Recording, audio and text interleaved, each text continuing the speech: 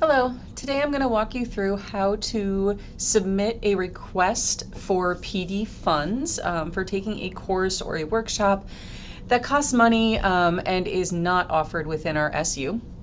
So the first thing that you have to do is you have to upload documentation to FrontLine. So that might look like a course description, it might look like your receipt for payment, anything of that nature. You're going to want to upload that. It could be a flyer, something along those lines. So what you're going to do is you're going to download your flyer or documentation as a PDF. And when you do that, make sure that you save it without any spaces in the title. No spaces, no extra characters, nothing along those lines. It should just be letters. Okay, then you're going to go to My Info, and I have to click this extra button, but you should see a My File Library somewhere. So mine is right here. I'm going to click on My File Library, and I'm going to upload it here. I have a whole bunch of things uploaded already. Anything you put in here will end up showing up on a form to attach to that form when you send it along. So I'm going to upload. And then I am going to take this sample PD doc right there. I'm going to open it, and it uploads to my file library. Okay, so let's make sure it's there. It's right here. It says it's currently uploading. Not a problem. I'm just going to let that sit. And then I'm going to run over here to Forms. So when I click on Forms, you have a couple of different options. Graduate course requests is just that. It's when you're taking a course outside of the SU and for college credit, and you need to request funds for that. The other one you're probably going to use is with expense out of district. That would be like a workshop, something that costs money there. Okay, so I am going to do a graduate credit course request. Up here at the top, you're going to type in your title. So I'm just going to say sample course request. This space here, I'm just going to type anything in there, but you are going to put a very detailed course description. Okay, this could be copy and pasted right from your documentation. If you are requesting a PO, the more information that you can provide here, including like an address of the institution where we might mail the PO, should go in this space. Okay. The activity format, this is not a required field, however, you can certainly fill that out. This is where you attach your documentation. As I said, everything that I've ever done is in here. So I need to find the one that applies and just attach it by selecting the little box here. As you scroll down, we're going to pick our start date and our end date. Okay. Now when you look at this form, and you go to mark it complete, you can't mark it complete after you finish the course until after your course end date. So please just keep that in mind. If it's a course that is self-paced and you think you're going to end early, you might want to move this date earlier, because you cannot mark it complete until this date passes, which means that if you don't mark it complete, it doesn't get paid. So make sure you just consider that. Down here, you're going to mark a provider. We have tons of providers that we can go with. I just have a couple listed here. If it's not on the list, you will select not on the list, and then you will type in wherever it is there.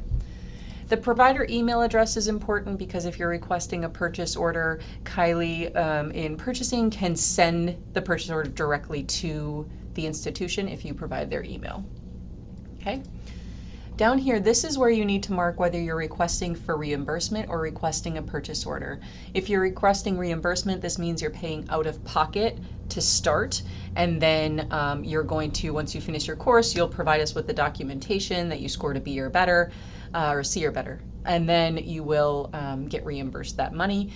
If you're requesting a purchase order, after you submit the form and it goes through all of the approvals, then Kylie will email the institution if you provided the email address, and she will email you the purchase order so that you have it on hand. Typically, when you're enrolling in a course, you would need to go through this approval process, get the purchase order number, and then use that to enroll in the course. So it all depends on how the course, how that institution wants that. But I'm going to request a PO number in this case. You're going to put the cost, whatever that might be. the number of credits that you're taking it for. Okay, and then we will do, this is our goals. So you have their Danielson domains in your strategic plan. We want to make sure that any course that you're taking is going to align with what we're doing here at WSESU. So I am going to put that this one's for instructional purposes, and I'm going to put that it's for graduate credit and relicensure. This is so that we can kind of run data to see what people are taking courses for. Down here, if you leave a comment of any kind, that's going to go to the approver. So if you had something extra that you wanted to, excuse me, say, you could add that there. All right. So I think I got it all filled out, ready to go. I'm going to go ahead and click submit. When you click submit, it automatically comes up like this, so you can see who your approvers are along the way. It's pending with me, just because that's just how this routing went. But yours will be whoever your admin assistant is. If you're in special education, it'll be Betsy Howard. If you're in the buildings in general education, it will go to the admin assistant in that building. They're going to check to make sure you have all your documentation listed. Then it's going to go to your supervisor, so likely the principal in the building or KDA Hearn. Then it's going to go to the superintendent, Kylie Taft, in purchasing. She is going to get you your purchase order number. And then you'll see Kylie's the final approver. That just means that once you go in and you submit your documentation that you've completed your course, Kylie will get that and she will be able to pay out the course at that point in time. Okay, so I'm going to click return. This is going to send me to that main page again. What I want to look at, I want to show you how to check the status. So you're going to go to Learning Plan. Here's my course right here. Okay, it's pending. When I click Manage, it's going to take me right back here. Okay, if let me just go back quickly. If it went to the first approver and you had forgot to select that button to attach your documentation, there will be an alert here. Okay, right when you log in, there's also going to be an alert. There's also going to be like a little red alert here that just says, hey, you have a notification, this got sent back to you, whatever it might be.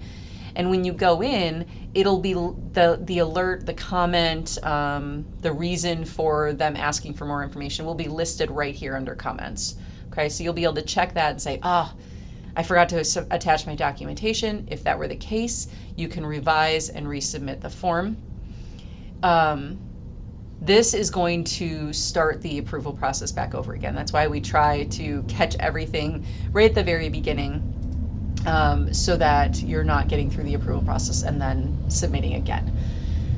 So this is starting it over again. I can make any changes that I want. Any comments that anybody left you will be listed right down here. Okay, I'm going to submit that one more time and it goes back to my approvals.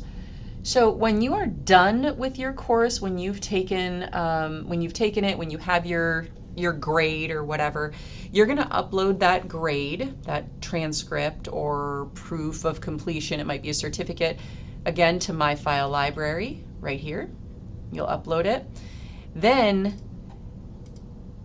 you'll go here and it will say, once your date, this date has passed, another button will come up here and that button will say mark complete. So what you're going to do is you're going to select that button. It will prompt you, it'll say, do you have any documentation to add? You'll say yes, and then you will attach documentation just like you did the last time. So you'll get that documentation right in there, and then it will go to Kylie, like I said. A couple things to note is you only have 90 days after this court date passes to mark your course as complete. So please, please be sure that you go in and mark it complete prior to those 90 days. Otherwise, it's much more complicated to get that marked complete after the fact. And you would have to email me directly so that I can fix that for you. Let's see, the other piece to that is make sure that you're submitting these well in advance. So if you have a course and you're like, oh my God, the deadline to sign up is next week, you will not make it through this approval process within a week. So please give us a few weeks to be able to get through that approval process. However, if you need to sign up and it's a rush, then you might want to email these people directly and say, hey, I just put this in. if you could get to it ASAP, that would be great. And we will do our best to do that. But please try to do it all in advance if you can. If you decide not to take a course and you no longer need it, please come in and mark it dropped. You want to drop that course. Otherwise, it sits open in our finance department, and that's a little bit harder to clear after the fact. So please mark them as, or please drop them if you are no longer needing them. I think that's it. If you have any questions about this process, please don't hesitate to reach out to me, Brittany Preston, at any time, and I would be happy to walk you through it. In your building, your admin assistants are the ones who are experts in this area, so they'd be more than willing to help you out as well. Thanks so much.